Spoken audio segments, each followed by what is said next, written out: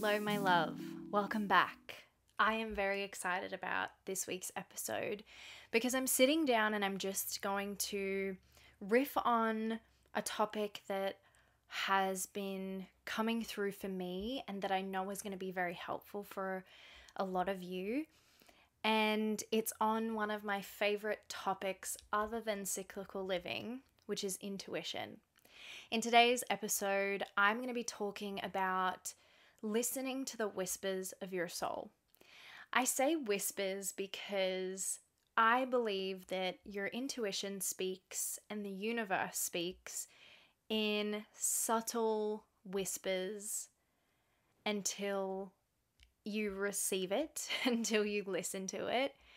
And if you don't listen to it, it gets a bit louder and a bit louder and a bit louder until you have one of those moments where you are literally, maybe not literally, but metaphorically, sometimes literally hit over the head with a lesson, with a realization, with an answer.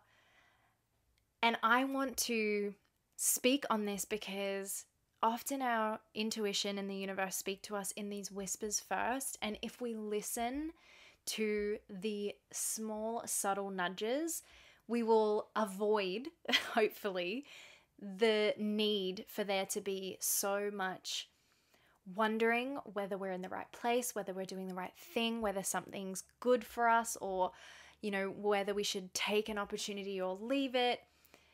And so that you don't have to have one of those moments where you're literally just knocked back and gone, oh my God, yes, okay, I'm being told that this isn't the thing for me or that I need to do this. So the reason this has been coming up for me is because, in full transparency, the last few weeks have been very reflective for me. I've been looking back on how far I've come because it was Embolden's first birthday last week. And if you listened to last week's episode, I just wanted to say thank you. I got a lot of love and a lot of birthday wishes for this podcast, and it was so beautiful. But I spent a lot of time looking at how far I've come and how far, all the things I've achieved. But I also spent some time thinking about where I thought I would be last year, right now. And I started to, in typical inner autumn fashion, I'm in my inner autumn at the moment, I noticed that for me, I get quite caught up, if I'm not conscious of it, in my inner autumn, in limiting beliefs. Your inner autumn is the season of your cycle where you're ending your cycle and all the things are coming up for you to heal and let go. There's a lot of information out there about the fact that people are more likely to end relationships in their inner autumn, and that's for a number of reasons. One being that a lot of things that are buried deep within come up. And while I'm not talking at all about a breakup in this episode, I did have a lot of my limiting and deepest limiting beliefs come up in whispers. And then I had it come up because I wasn't listening in one of those whacked over the head moments. And the limiting beliefs were a number of things. And I want to share fully, transparently, that one of them was, am I even supposed to be doing this? I had this moment and many moments of, I am so passionate about supporting women to live in alignment with their cycle. I know that this work has changed my life. It was never a doubt about cyclical living. It was the doubt that I had of myself being able to do this work. And the doubt of, can I hold the vision that I have? Do I have what it takes to create the life that I want to create? Do I have what it takes to be a leader in this space and to coach women in this area? Can I even do this? Do people even want this? Will people even listen to me? All of these things were coming up.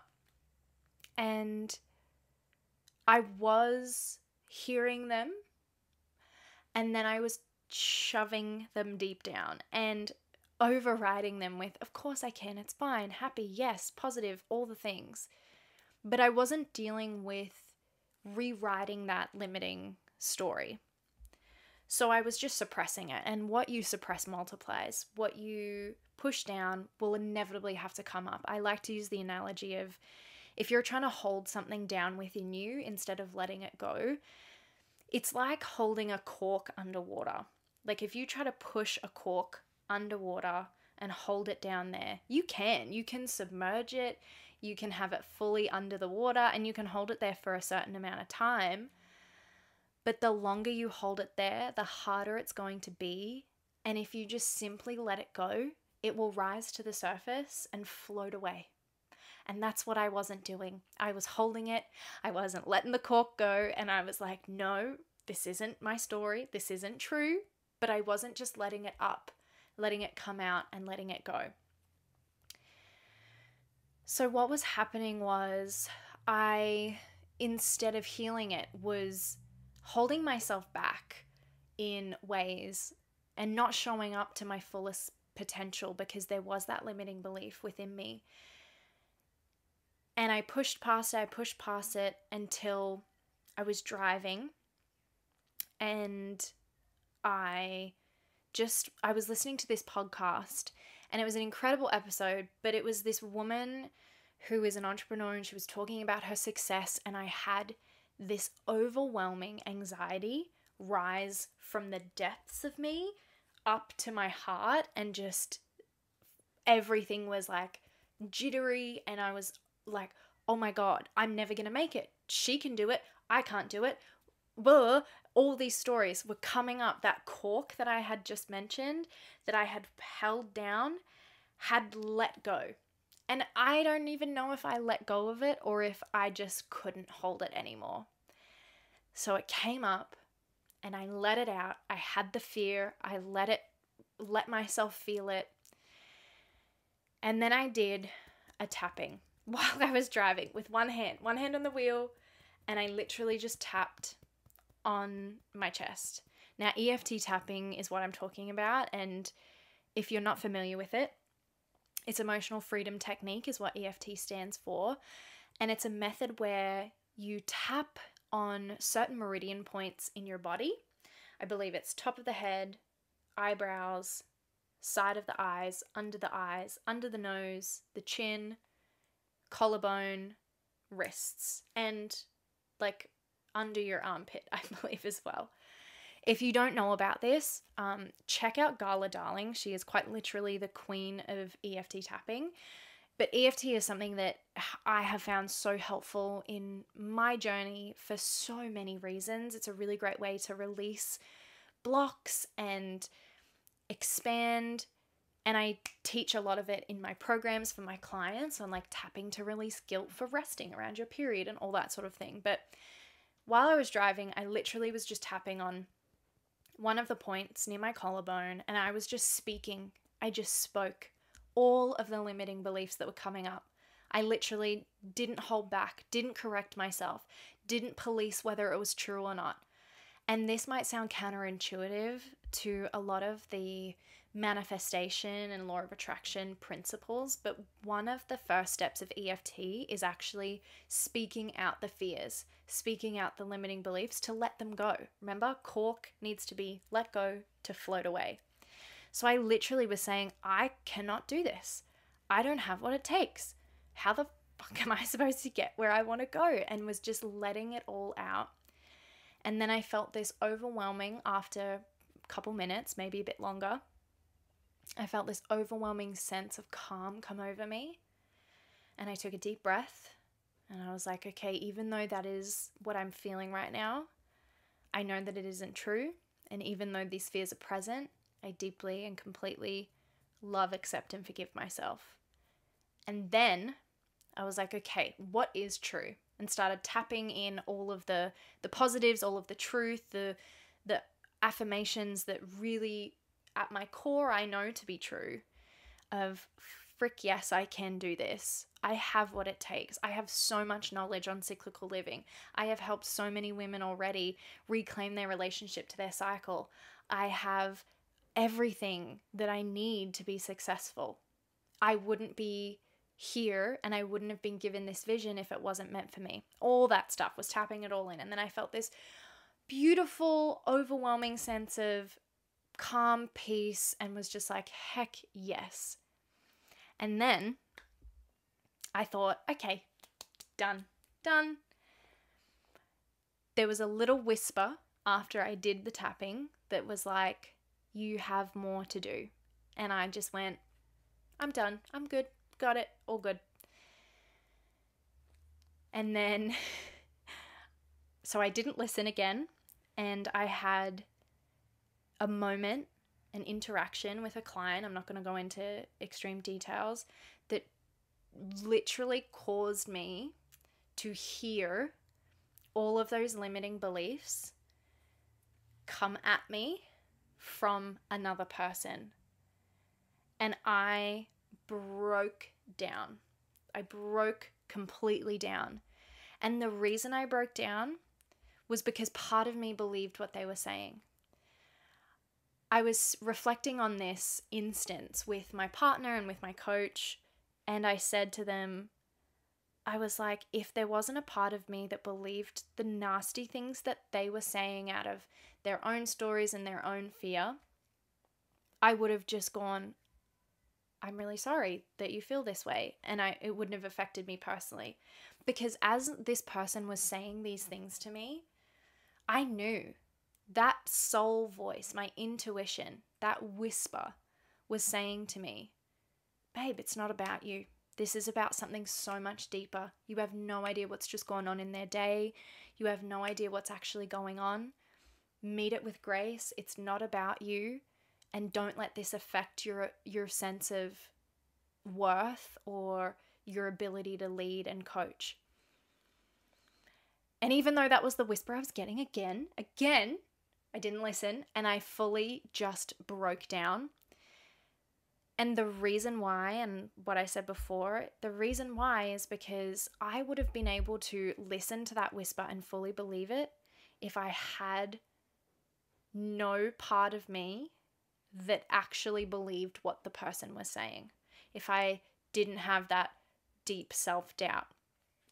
So the whispers that I was getting were whispers about healing the limiting beliefs of you need to fix this. I don't like the word fix. You need to heal this in order to show up as your best self, in order to be the best coach, in order to have the peace and harmony in your life that you desire. Let's do it. Didn't listen. Had the thing in the car. Finally listened because it was literally coming up. Knew that there was more work to be done. Thought I was going to go home and journal on it. Didn't listen to that whisper. And then this instance comes up where I'm literally met with someone voicing the limiting beliefs about me to me. And I lost it because I didn't listen to the initial whisper of let's heal this. If I had listened to the first call to sit down and fully move through this, it wouldn't have affected me so much. It would have been like, I don't know, think about it this way. If you have brown hair and someone goes, oh my God, your blue hair is absolutely ridiculous, you would just go, I don't have blue hair. That's kind of funny. And it wouldn't affect you, right?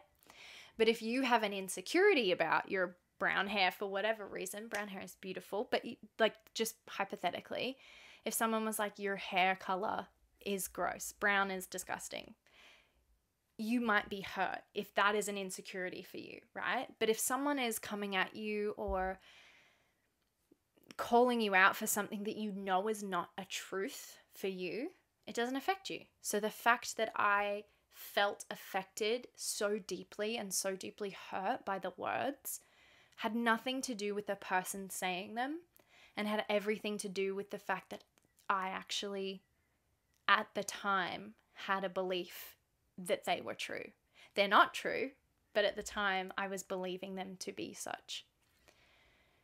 So the reason I'm sharing all of this is, one, to just be completely transparent, because I think it's very common for us to kind of feel like the people that we see online have it all together and don't have fear and don't have doubt, especially coaches. I feel like it's quite common for coaches to present like, I am so certain of myself all of the time. But my coach always says new level, new devil, meaning every time you reach a new level, you're going to get that feeling of doubt and fear and worry because it's out of your comfort zone. So the idea that no one struggles with this is just completely false. But I also wanted to share it because there have been many other moments in my life where I've received a whisper and I have ignored it. And I have ignored it for so long until I've had moments where I've hit lows that I would never have hit if I had have listened in the first place. And intuition is your most valuable resource of guidance. And it's one of the reasons I got into cyclical living, because I started to realize that the more in tune with my cycle that I got, the more in tune with my intuition I was, the stronger that whisper was. It was no longer a whisper, it was a fully fledged voice. And it still is. That hasn't gone away. You can just choose to ignore it sometimes. And I just wanted to share this as a reminder to pay attention. Pay attention to your gut feelings. Pay attention to the whispers of your soul, to what your intuition is nudging you towards or away from. Your intuition is a muscle. And I like to think of it as a volume dial, right? Every time you listen to your intuition, you turn up the volume a bit more. And every time you ignore it, every time you hear it and go, I'm not going to listen to that, you turn that volume dial down. There is no such thing as an intuitive or non-intuitive person. There's just people with the dial way up and people with the dial way down, where it's not even a background noise, it's silent. Then there's some that it's like kind of there, it's like a slight little whisper, and then there's some where it's a voice, it's instant. The more you listen to the whispers, the little nudges, the more you listen, trust, and act on them, the more you turn up that volume dial. And the clearer your intuition gets. And the clearer your intuition gets, the better your life is, because you are going to be making decisions and moving from a space of divine guidance rather than shoulds and other people's influences. And you're going to be doing things that are good for you and leaving behind things that don't work, even if it makes no sense, right?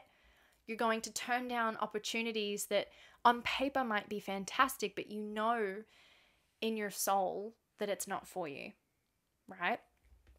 So I just want to encourage you to listen to those little whispers. And also, I guess the other message that's coming through is listen to the whispers and don't be afraid to face the darkness, the shadow, the limiting beliefs, the things that we aren't necessarily proud of or don't want to have to pull up, because that cork analogy is so true. Like, you hold it down and you can for only so long. And if a cork isn't big enough, like, think about a beach ball. Have you ever been in a pool with a giant inflatable ball? I don't know, as a kid, my brother and I used to have these like blow up balls, and we would try to see how long we could push them underwater, and of course we would lose balance and it would fly up, like it would just like torpedo out of the water. Maybe that's a better analogy. You can push it down. This giant beach ball is all the things that you are suppressing, not facing, the uncomfortable conversations that you're not wanting to have. It's the boundaries that you're not wanting to set. It's the claiming of your power that you're too scared to do. It's all of the things that you need to heal that you really don't want to have to face. That's all in that beach ball. And you can push it down for as long as you want to. But inevitably, the longer you hold it down, the shakier it's going to get, the harder it's going to be to maintain that balance. And inevitably, it will torpedo the heck out of the water. And like what happened to me and my brother many times, it may hit you on the face on the way out. It might not just be like a, ha, surfacing, everything's here to heal. It might literally come out with a crash. And in saying that, I don't want you to be scared. Like, you can handle anything that comes your way. You have everything you need to heal and move through anything that is in your proverbial beach ball. So you've got what it takes. If it does hit you on the face, if that's what you need to learn the lesson, you're going to be okay. I don't want you to fear that. But I also want you to know that you don't have to have those moments in order to learn, that you can learn by listening to the little nudges, to the whispers, and following that. And in doing that, your intuition, the volume dial of that, louder and louder and louder, so that it's not that static TV noise in the background that you're like, is that what that was saying? I don't know if I should trust that. Not really sure. To this crystal clear, crisp voice that comes through and that you know with 100% certainty, this is what I have to do. That's what I want for everyone. And if you're like, okay, I don't feel very intuitive, I want to know how, I need to turn up the volume dial, but it just seems like I don't even know where the sound is coming from. I don't know where the dial is. I don't know how to begin. I've got you. I understand. It might seem overwhelming, but the truth is, it's really not. The best way to turn up the volume dial of your intuition is by starting to live in alignment with your cycle. Hands down. Your intuition will become so clear the more you start to tune into your inner seasons and live in a way that honors your cycle. There are certain seasons and phases of your cycle where your intuition is heightened, and learning those and understanding how to tap into that will help you have access to your intuition through your whole cycle, but also help you harness the heightened energy when it is present. So if you're like, okay, awesome, I want to be more intuitive. Now I want to learn how to live in alignment with my cycle. Like, how the heck do I do that? Well, good news, you're in the right place, first of all. Keep listening to this podcast. Make sure you're following me on Instagram. I post so much content about this. But also be sure to check out the links down below. I have a website where you can find out more about me. You can find out more general information about cyclical living. And you can check out my 2 programs that I currently have that I have designed and put my whole heart and soul into so that you can live your most intuitive, aligned, harmonious life without having those beach ball whacking you in the face moments. And they are so accessible, so easy to flow through. The investment is very affordable. The time investment is next to nothing. I want this to be as simple and easy while still being as deep and profound as possible. So if that's what you're looking for, in the link below, in the show notes below, there will be all the links for that. You have my Sacred Cycle Experience, which is my self-paced cyclical living crash course, which is freaking amazing. If you know nothing about your cycle, start there. I also offer one-on-one mentoring and coaching, which is also a great opportunity for us to really work towards your specific goals, as well as creating harmony and alignment with your cycle and that heightened intuition as well. So if you're interested in that, head below, check it out. But I just wanted to leave you with this message of, when you close down your eyes and you take a deep breath and you let everything else fall away and you ask yourself a question, feel into the message that comes from below, from your womb space, from below the neck. Listen to the messages that come through softly and subtly, ones that feel calm, ones that feel soft. That is your intuition. Your mind will often come through sharp, agitated, anxious. It'll have maybe the voice of people in your life. It may be saying things in a way that doesn't feel very good. Your intuition is always going to feel not comfortable, because sometimes you'll have to do things that don't feel comfy, but your intuition is always going to feel and sound supportive and nourishing and nurturing. So if you're curious to try that out, try it out. Ask yourself a question you have, close down your eyes, take a deep breath in your own time and feel into. You might even be able to distinguish the voice of your soul and the voice of your mind. And if you need help, of course, as I said, the programs down below, keep listening, send me a DM. But just remember to keep listening to that inner wisdom. You have everything you need within you. You have all the answers inside. The wisest person in the world is you, is your intuition. Don't discredit it. Listen to the whispers before the beach ball hits you on the way out. I will see you in the next episode. Thank you for watching or for listening, whether you're on YouTube or Spotify, Apple. And if you liked this podcast, please, please, please give it a review. It would make all the difference in the world and just help me to know that you guys are enjoying this content. And yeah, I'm so excited. I'll see you in the next week.